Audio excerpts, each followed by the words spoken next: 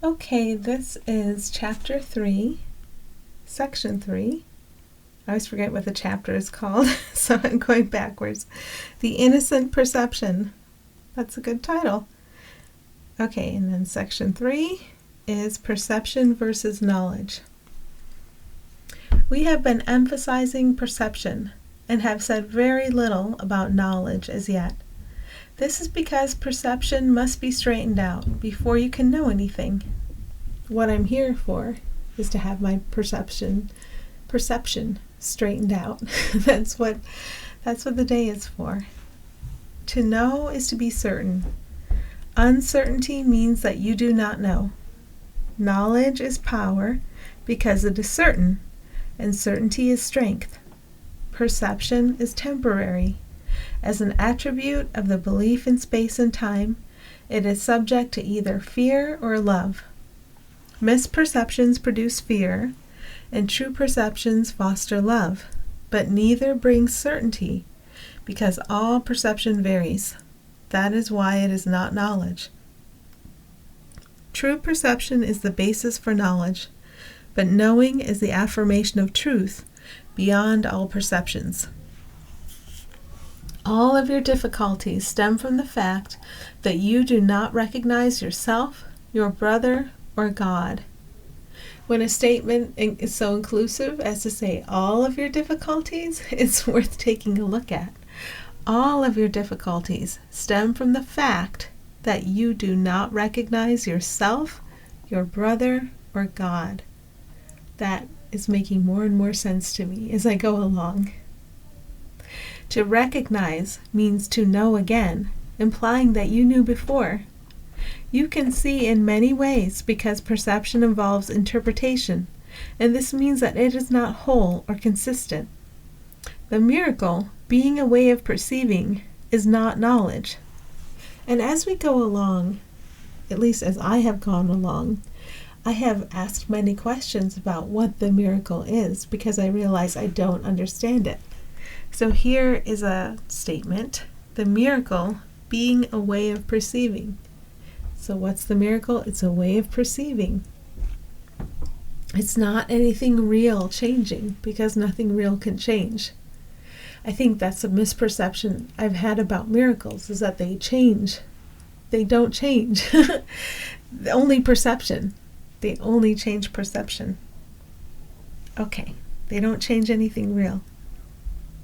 It is the right answer to a question, but you do not question when you know. Questioning illusions is the first step in undoing them. So what should I be questioning? I should be questioning illusions. The miracle, or the right answer, corrects them. Okay, so if I question an illusion, the miracle is the right answer that can come in to answer that question. Since perceptions change, their dependence on time is obvious. How you perceive at any given time determines what you do, and further, your perception of what you do, because doing is even not real. It's another perception. And actions must occur in time. Knowledge is timeless, because certainty is not questionable. You know when you have ceased to ask questions.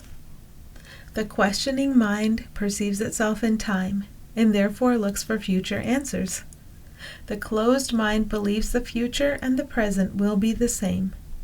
This establishes a seemingly stable state that is usually an attempt to counteract an underlying fear that the future will be worse than the present.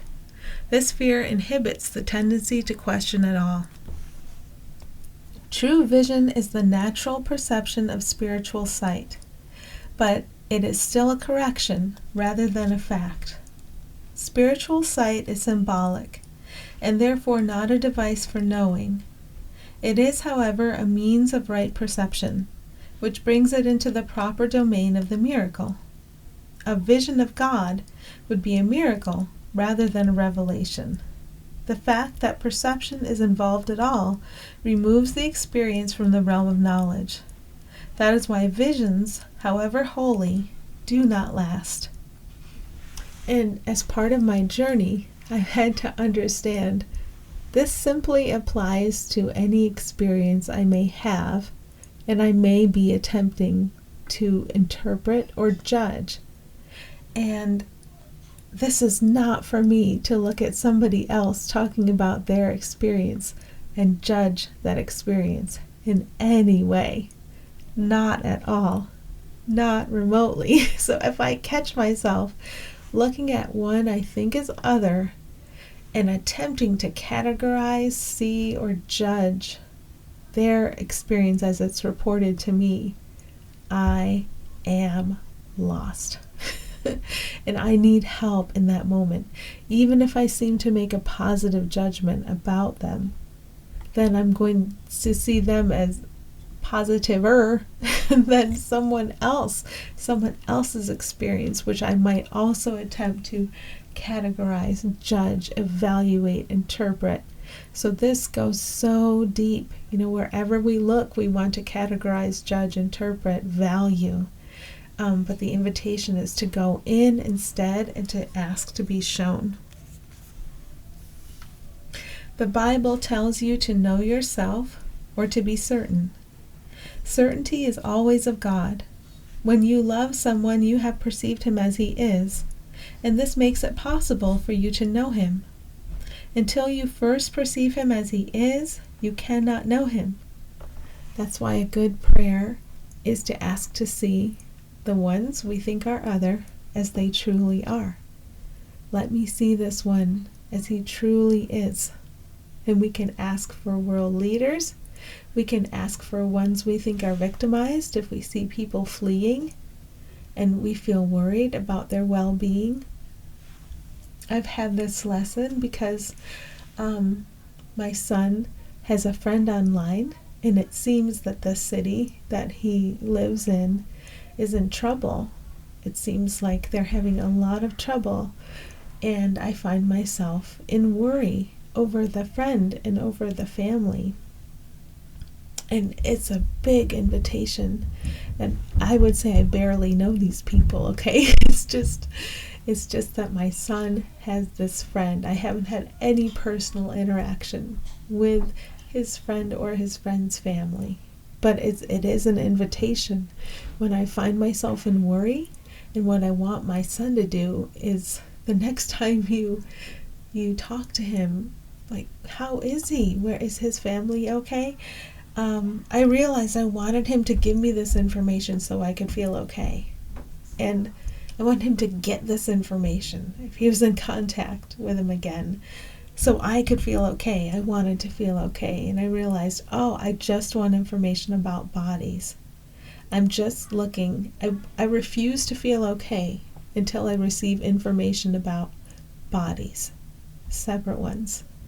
And then I realized the invitation here is to ask to see everybody as they are instead of trying to enact some formula for making Julie feel okay and safe again. How about all the other perceived people? I focus on these and I say, well, if these are okay, then I can rest a little better. No, it's everybody I see. It's everybody I see. I can ask to see them as they truly are instead. That's where my healing is, if I remember to stop and ask. Okay. Let's see, where was I? Until you first perceive him as he is, you cannot know him. While you ask questions about him, you are clearly implying that you do not know God. How are they? Are they okay? I'm asking questions. Are they okay? What happened? What's their future going to be? Where are they going to go? What are they going to do? All these questions come up. They feel panicky. Okay. I just turned my page. So I'm going back and finding my place. Certainty does not require action. When you say you are acting on the basis of knowledge, you are really confusing knowledge with perception. Yeah, anything I think I know about time and space, that bodies are okay, or bodies are not okay, that bodies are safe, or bodies are threatened. It's what I think I know about perception. It's not truly knowledge. Knowledge provides the strength for creative thinking, but not for right doing. Perception, miracles, and doing are closely related. Knowledge is the result of revelation and induces only thought. Even in its most spiritualized form, perception involves the body. Knowledge comes from the altar within and is timeless because it is certain. To perceive the truth is not the same as to know it. Right perception is necessary before God can communicate directly to his altars, which he established in his sons. There he can communicate his certainty, and his knowledge will bring peace without question. God is not a stranger to his sons, and his sons are not strangers to each other. Knowledge preceded both perception and time, and will ultimately replace them. That is the real meaning of Alpha and Omega, the beginning and the end. And before Abraham was, I am. Perception can and must be stabilized, but knowledge is stable. Fear God and keep his commandments becomes know God and accept his certainty. If you attack error in another, you will hurt yourself. You cannot know your brother when you attack him. This is so subtle. It is so subtle. Attacking brothers. Having any doubt in them. Thinking I know anything about them. And not just negative too, also positive. If that makes one positive-er than another. Seeing anything other than the equal light. Attack is so... I'm recognizing forms of attack that I didn't even know were attack. So yeah, you just go down deeper and deeper. And as you give up the overt attack, you find the subtle layers of attack. And it's helpful. It's also painful. Because I identify with and as those attack thoughts before I give them up. And so to give them up feels like dying, to give up my own oppositional identity. So it's painful too as we go through, but we learn how to let the pain go. Okay. Attack is always made upon a stranger. You are making him a stranger by misperceiving him, and so you cannot know him. It's interesting to think about that no one is a stranger, but anyone I attack becomes a stranger to me. And applying that to the family dynamic, all those subtle ways we can attack in thought. I'm not talking about action or speech. This is prior to action or speech. I'm talking about the way I think of people. And then looking at the news, and what are the thoughts about the newscasters? What are the thoughts about the seeming events in the world that are being presented, the pictures I'm being shown, and the stories I'm being told about what seems to be happening?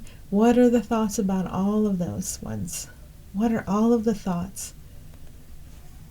It's very helpful to look at it that way. Okay. It is because you have made him a stranger that you are afraid of him. Perceive him correctly so that you can know him. There are no strangers in God's creation. To create as he created you can create only what you know, and therefore accept as yours. I want to say one thing. If I make a thing of myself, I make a separate thing of myself, right?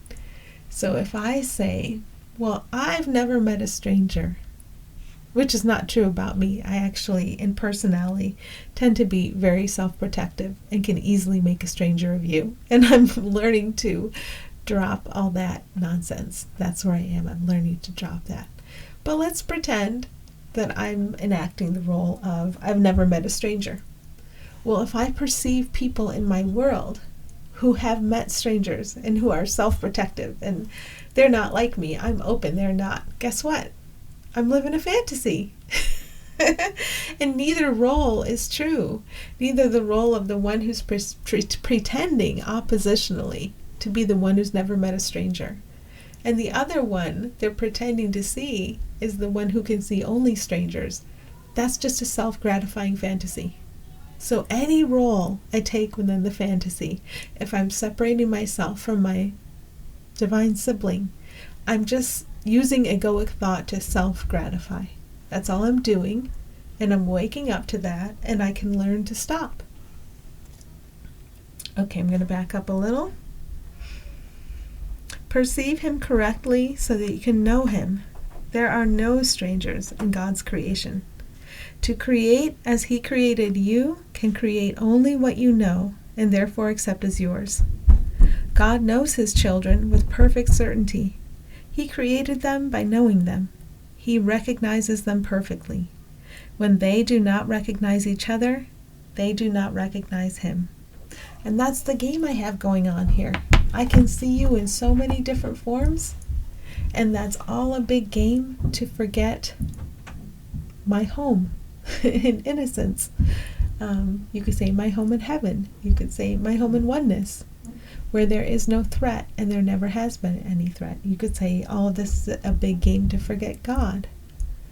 That word has been imbued with so much, I have imbued that word with so much of an idea of punishment that I almost always give other words too at the same time, because this is a game of pretending that we're being punished because we turned away from what was prior to the idea of punishment and what could never hold punishment for us or anyone else. So knowing that, every time I feel off during the day is a chance to turn back to that which is the prior to the idea of punishment, and just finding my willingness. Show me the way out of my fantasy. I'm ready to drop it. I know I've been playing. I know I've been pretending. I know this isn't real. So show me. I'm ready. Finding our willingness, that's not hard to do actually, because that spark of willingness is always alive in us. So if we can just find that, what your willingness, can you find your willingness to be shown the way? That's actually not too hard. So you can always go there and ask for guidance. Wishing you well today.